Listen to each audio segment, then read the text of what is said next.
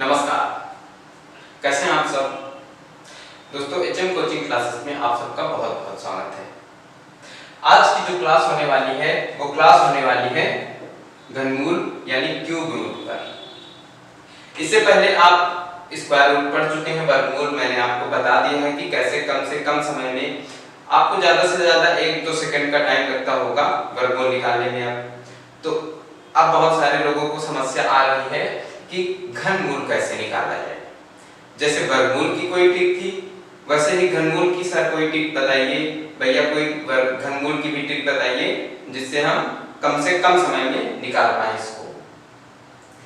तो चलिए आज मैं आपके लिए लाया हूं घनमूल निकालने की, क्यूब रूट निकालने की एक बेहतरीन ट्रिक, जिससे आपको बस क्वेश्चन लगाने में ज्यादा से ज्यादा 2 या 3 सेकंड लगेगा। इसका वर्गमूल निकालने में आपको 2 या 3 सेकंड लगेंगे। तो वो जानने से पहले हम लोगों को क्या सीखना है, 1 से लेकर 10 तक के अगर आपको घन याद है, जैसे 1 का घन कितना होता है 1, 2 का 8, 3 का 27, 4 का 64, 5 का 125, 6 का 216, 7 का 343, 8 का 512, 9 का 729 और 10 का 1000। ये अगर आपको 10 याद हैं तो आप इनको करने में बस 2 या 3 सेकंड लेंगे। बस 2 या 3 सेकंड में आपको ये आ जाएंगे सारे। तो यहाँ पर 10 दिए गए हैं जिनमें आपको 5-6 तो आते ही होंगे शुरुआत वाले, और 2-3 अगर नहीं आते हैं लास्ट के, 3-4 अगर लास्ट वाले नहीं आ रहे हैं तो आप उनको याद कर सकते हैं। देखिए 10 का 1000 तो आपको आ ही रहा होगा, और यहाँ पर भी 6 तक लगभग आता है, 7 और 8 और 9 में आपको दिक्कत हो सकती है, तो इसको याद कर लेंगे, याद हो जाएगा। 2-3 याद करने हैं, कोई बड़ी बात नहीं है, क्योंकि आपको इतने बड़े बड़े क्वेश्चन 3 सेकंड में सॉल्व करने हैं, इसलिए यहाँ पर ये याद कर सकते हैं। तो जब आपको ये याद हो गया है तो अब आप देख लीजिए कि इसकी ट्रिक क्या है, इसका कॉन्सेप्ट क्या है। देखिए ये जो जितने भी नंबर यहाँ पर लिखे हैं, 10 नंबर यहाँ पर लिखे हैं और 10 के यहाँ पर घन दिए गए हैं, और सबके इकाई का अंक अगर आप देखेंगे, सब में इकाई का अंक अगर आप देखेंगे तो सबका क्या है, चेंज है। इसका देखिए 1 है, अब आपको 1 यहाँ कहीं भी नहीं मिलेगा, और इसका 8 है तो 8 आपको यहाँ पर कहीं नहीं मिलेगा, ना यहाँ मिलेगा ना यहाँ मिलेगा। मतलब क्या है कि जब 2 का इकाई का अंक 8 होगा, जिसके लास्ट में 2 नंबर आएगा, 2 आएगा, उसके इकाई का अंक घन करने पर कितना होगा, 8 होगा। और जिसके इकाई का अंक 3 होगा, उसका घन करने पर इकाई का अंक कितना आएगा, उसका 7 आएगा। और किसी में नहीं आ सकता है, बस जिसमें 3 होगा इकाई का अंक उसी में 7 आएगा, जिसमें 4 होगा उसमें 4 आएगा, जिसमें 5 उसमें 5, जिसमें 6 उसमें 6, जिसमें 7 उसमें 3, जिसमें 8 उसमें 2, जिसमें 9 उसमें 9, और जिसमें 0 उसमें 0। यहाँ पर आपको समझना क्या है, यहाँ पर देखिए 6 नंबर ऐसे हैं जहां पर कोई परिवर्तन नहीं हो रहा है। जैसे 1 है तो इसका 1 ही होगा, देखिए 4 है 4 ही होगा, 5 है 5 ही होगा, 6 है 6 ही होगा, और ये 9 है 9 ही होगा, 0 है 0 ही होगा। यहाँ पर कोई भी परिवर्तन नहीं हुआ, और जहां पर परिवर्तन हो रहा है वो आपस में एक दूसरे की जगह रिप्लेस हो रहे हैं। जैसे जिसके इकाई के अंक में 2 होगा उसमें 8 आएगा, जिसके इकाई के अंक में 8 होगा उसमें 2 आएगा, जिसके इकाई के अंक में 7 होगा उसमें 3 आएगा, जिसमें 3 होगा उसमें 7 आएगा। ये 4 नंबर हैं जो एक दूसरे में परिवर्तित हो रहे हैं। तो यहां तक का आपको कॉन्सेप्ट समझ में आ गया है। अब आपको बता रहे हैं कि कैसे इनको आपको सॉल्व करना है। चलिए देख लेते हैं। जैसे ये पहला दिया गया है, पहला क्या दिया गया है, 13824। आपको इसमें क्या करना है, आपको सिंपली इसमें करना है कि लास्ट के 3 नंबर ये आप अलग कर लेंगे। ये 824 आपने अलग कर लिया, और इसमें देखा इकाई का अंक कितना है, 4 है। इकाई का अंक अगर 4 है तो वो संख्या कौन सी रही होगी, कौन सी रही होगी, देख लीजिए 4, क्योंकि 4 का नहीं परिवर्तित हो रहा है, तो संख्या कौन सी रही होगी, 4। इकाई का अंक 4 है तो संख्या 4 यहाँ पर आप लिख लेंगे। बचे हैं 2, ये क्या बचा है, 13 यहाँ पर बच गया है, 13 यहाँ पर बच गए हैं। तो 13 में क्या देखेंगे कि ये किस संख्या के घनों के बीच में आ रहा है। तो किन संख्याओं के घनों के बीच में आ रहा है? देखिए 2 का जब आप घन देखेंगे तो 8 होता है, 3 का घन देखेंगे तो 27 होता है। इसके बीच में कहीं त्यारा होगा, 8 और 27 के बीच में ही त्यारा होगा। तो बस आपको इतना ही देखना है और जो संख्या इन दोनों के बीच में आया है, इन दोनों में जो संख्या छोटी होगी वो यहाँ पर आप लिख देंगे। तो इन दोनों में देखिए 2 और 3 में कौन सी छोटी है? 2, लिख दिया 2, बस यही आपका आंसर हो जाएगा। यही आप इन सारे क्वेश्चन में कर सकते हैं। कैसे करेंगे?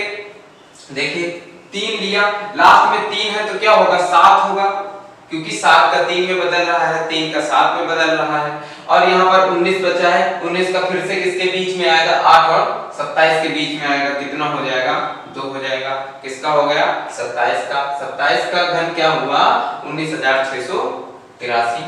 अब ये अगला देखेंगे, इसमें क्या है? 193। इसमें भी देखिए लास्ट में 3 आया है, यहाँ पर भी 7 हो जाएगा और बचा कितना है?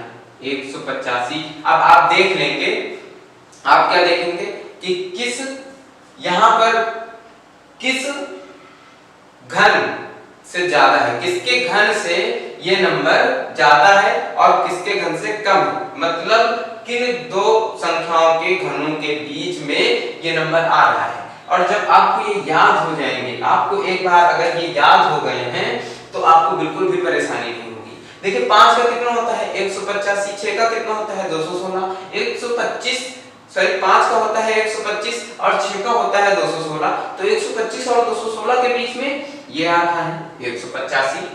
तो इसमें कौन सा होगा? 5 होगा या 6 होगा? छोटा वाला होगा, आपको पहले से पता है। छोटा वाला कितना है? 5। कितना आ जाएगा आंसर? 57। देखिए कितनी आसानी से आ रहा है, मतलब 57 जैसी संख्या का, इतनी बड़ी संख्या का घनमूल 57 जैसी बड़ी संख्या आप कितनी आसानी से निकालने जा रहे हैं। केवल किस वजह से? आपको 1 से 10 तक याद है और आपको ये कांसेप्ट पता है।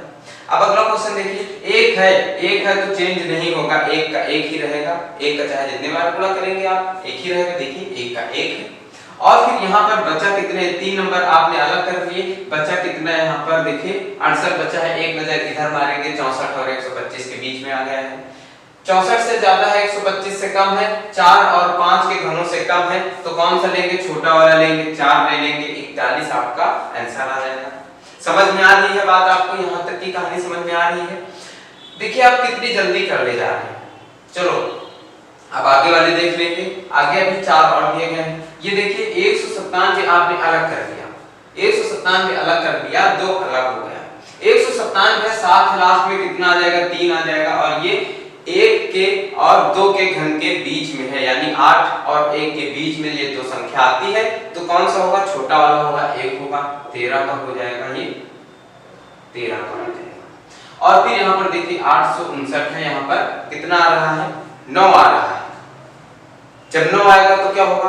फिर से चेंज नहीं होगा, 9 का 9 ही रहने देंगे, 9 का 9 ही रहेगा। देखिए आप यहाँ पर देख लीजिए 9 है और इसके लास्ट में कितना आ रहा है? 9 आ रहा है। तो इसके लास्ट जब 9 आया तो यहाँ पर 9 ही रहने देंगे।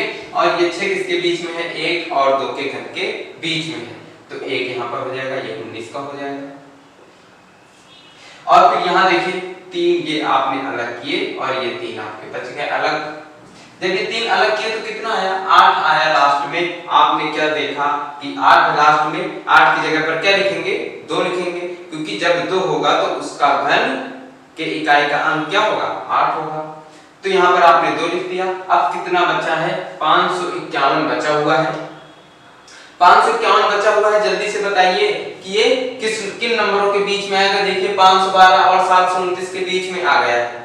8 का कितना होता है? 512 होता है, 9 का होता है 729। यहाँ पर 551 है, मतलब 512 से ज्यादा और 729 से कम, यानी 8 और 9 के बीच में है। तो छोटी वाली संख्या लिख लेंगे, 82 हो जाएगा, 82 हो जाएगा। और फिर यहाँ अगले क्वेश्चन में देखेंगे 5 है, जब लास्ट में 5 है तो ये 5 चेंज नहीं होगा। और देखिए 1 और 2 के घन के बीच में है, मतलब क्या होगा? 1 होगा, 15 का घन हो जाएगा ये, मतलब इसका घनमूल हो जाएगा 15। तो आपको ये सारे क्वेश्चन समझ में आ गए होंगे। ये सारे क्वेश्चन मैंने आपको बता दिए हैं। और अगर आपको ये कॉन्सेप्ट अच्छा लगा, ट्रिक अच्छा लगा, तो वीडियो को लाइक शेयर कीजिए, चैनल को सब्सक्राइब कीजिए और अपना प्यार दिखाइए। फिर हम आपके लिए ऐसी ही टिप्स लाते रहते हैं और डेली एक क्लास लेकर आते हैं आपके लिए मैथ की। और हमारे चैनल में आपको एनसीईआरटी की हिस्ट्री की सीरीज चल रही है 6 से 12 तक। अगर आप किसी भी परीक्षा की तैयारी कर रहे हैं तो 6 से 12 तक की हिस्ट्री आप पढ़ सकते हैं हमारे चैनल में। एनसीईआरटी सीरीज चल रही है, बिल्कुल आपको एनसीईआरटी के सिलेबस के अकॉर्डिंग ही पढ़ाया जा रहा है। 6 से 12 की पूरी क्लासें चलेंगी, पूरी संपूर्ण क्लासें होंगी और जो कि हर परीक्षा में बहुत उपयोगी है। अगर आप कोई भी परीक्षा देने जाते हैं तो वहां पर अगर आपको एनसीईआरटी एक बार आप पूरी पढ़ चुके हैं तो आपके 90% क्वेश्चन आपको रटना भी नहीं पड़ेगा, क्योंकि एनसीईआरटी में इतनी आसानी से समझाया जाता है, क्योंकि छोटे बच्चों के लिए बनी होती हैं वो किताबें। 6 से लेकर 12 तक के बच्चे, आप समझ रहे हैं 6 के बच्चे को क्या पढ़ाया जाएगा, वहां पर कोई बहुत बड़ी चीज नहीं बता दी जाएगी। तो जब आप 6 से स्टार्टिंग करेंगे, धीरे धीरे पढ़ते हुए 12 तक जाएंगे, क्योंकि जब आपने 6 किताबें पढ़ी थी तब आप छोटे थे, लेकिन अब आप समझदार हो चुके हैं, अब आप चीजों को समझने लगे हैं। तो जब आप वही किताबें फिर से पढ़ेंगे, वही चीज फिर से पढ़ेंगे तो आपको बहुत अच्छे से वो चीज समझ में आ जाएगी। और एनसीईआरटी में बहुत अच्छे से समझाया गया है, इसलिए आप एनसीईआरटी की अगर एक बार हिस्ट्री कंप्लीट कर लेते हैं तो किसी भी एग्जाम में आपका हिस्ट्री बिल्कुल नहीं छूटने वाला है, पूरा हिस्ट्री क्लियर हो जाएगा। और आपको सबसे बड़ी बात यह है कि बिल्कुल भी रटना नहीं पड़ेगा, बिल्कुल भी याद नहीं करना पड़ेगा, क्योंकि वहां पर पहले आप 6 में पढ़ेंगे, फिर 7 में पढ़ेंगे, 8 में, 9 में, 10 में, तो एक एक चीज कम से कम 2-2 बार तो रिपीट हो ही जाएगी।